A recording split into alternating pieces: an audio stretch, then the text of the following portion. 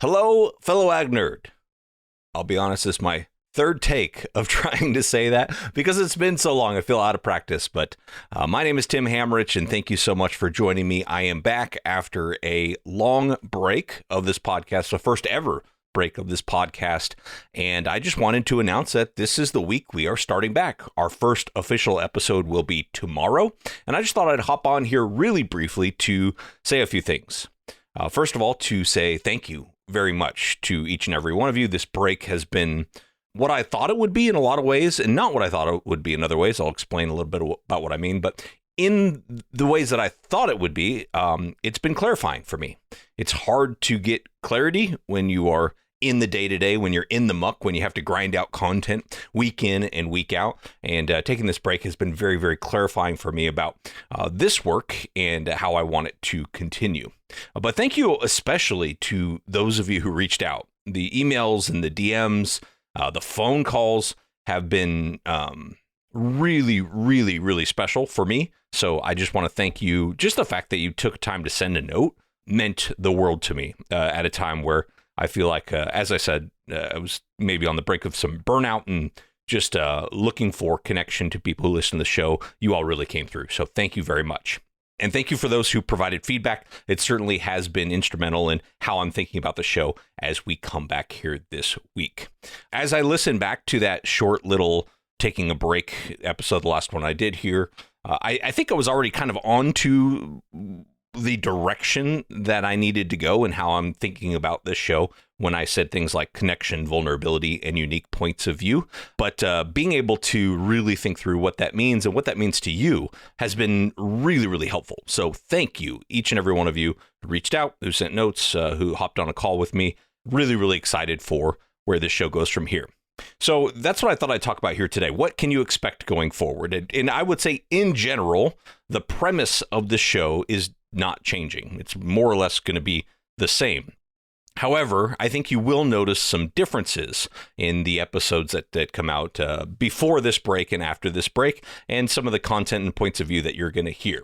What I have learned about myself, and I don't know if this is true for you or not, is that the more I talk about the things I'm going to do in the future, the less likely I am to actually follow through and do them. So I'm actually not going to go into exhaustive detail about all the things I hope to do or plan to do in the future, because I think there's a good chance I won't end up doing them if I kind of get the satisfaction of putting that out there.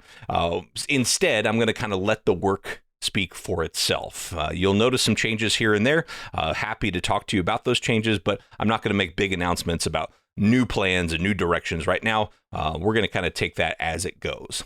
But some things that I should tell you about what to expect is sort of a recentering around a few fundamental questions that really have been fundamental to the show since the beginning, but at times have strayed a little bit. And those fundamental questions are, first and foremost, what's happening today, even on the fringes, that could impact where agriculture looks in the future. This word impact is really important. What's happening today, even if it's on the fringes, that could have an impact. Second question is, how do you make money in this industry?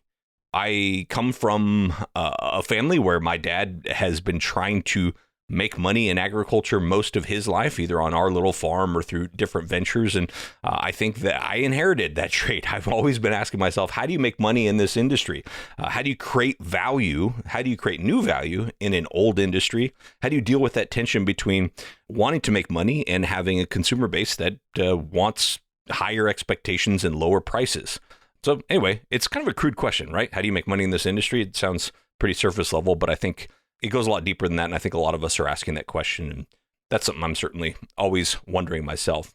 And then the other kind of recentering question that I have is what can we learn from the past that might help us think about the future? I was encouraged to hear so many of you have liked the history episodes. I do want to keep those up, ideally once a quarter, but we'll kind of see how that plays out in the editorial calendar.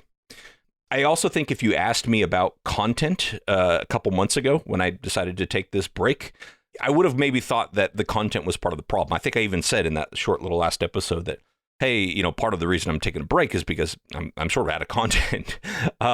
And something that I have realized since then, and I knew this before, but I think at the time wasn't really acknowledging it, is that the content is just a natural extension of the journey, of the work. So if I'm actually pursuing these questions and I'm doing the reading and the research and I'm talking to the people throughout the industry and I'm thinking deeply about these topics, the content's really just going to flow naturally from that. And that's always been the case. Now, there's a lot of storytelling involved and a lot of production, but the core content itself is just a natural extension of the journey and the work. And I'm excited to sort of get back on that path.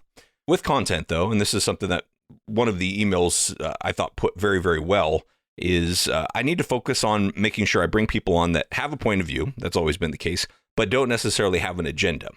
And sometimes people craft a point of view because they have an agenda, or they share a point of view because they have an agenda. In fact, a lot of times in the email, I didn't ask this person that could reveal their name. A lot of you would know who they are, but because I didn't ask, I won't say who it was. But they threw out the example of carbon sequestration. There's a bunch of entrepreneurs that care about carbon sequestration because they're trying to build a business. Totally cool. But is there a farmer that cares about carbon sequestration? And if not, maybe that's pretty telling about the future of agriculture, right? How do we find the people who have the point of view but don't necessarily have the agenda? That's a really important way to approach the content that I'm thinking a lot about. But the other thing I think I should share with you is that in order to avoid getting to the same place where it's like, boy, I don't have anything. There's nothing really I want to say right now. I need to make sure that this show stays personal to me. It's always been important to me that it has value, that you get something out of it. That will always remain very important. But if it's not personally working for me, if it's not fun for me, it's not going to be sustainable. So how do I keep this fun? And I came up with kind of 3 different sort of criteria. The first is I need to have the room to experiment and to practice and learn and discover the craft of storytelling. So that means different formats, that means different approaches, it means trying things that won't work, hopefully trying some things that do work, but the opportunity and the freedom to experiment and hone the craft is still very, very important to me. Secondly is independence.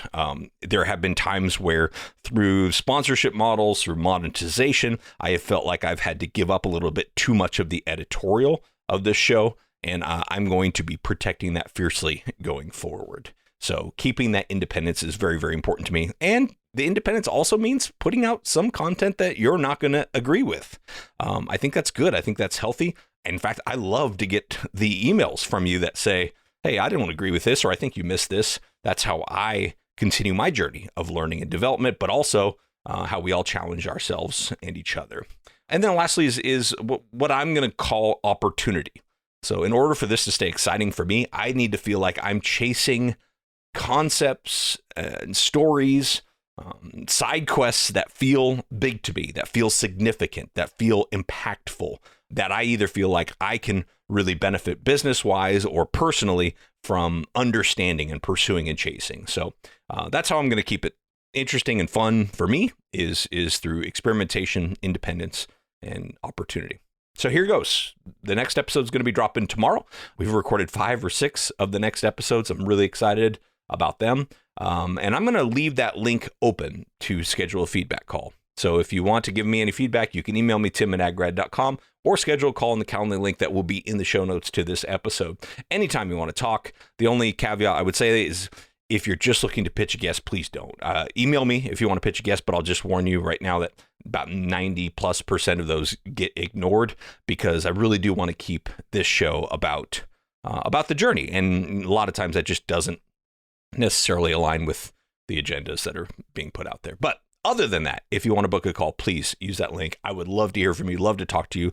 That has been the highlight of these past couple months, have been the connections made either via email, DM, or phone call with all of you. So thank you for that. Well, there's a lot more I do want to say right now, but I am going to just let the work speak for itself. I'll just end by saying thank you very much for sticking with me through this break. It was much needed. I'm definitely coming back with a clearer perspective and a renewed excitement for the learning and sharing that I get to do with this platform. So thank you so much for listening. I do not take it lightly.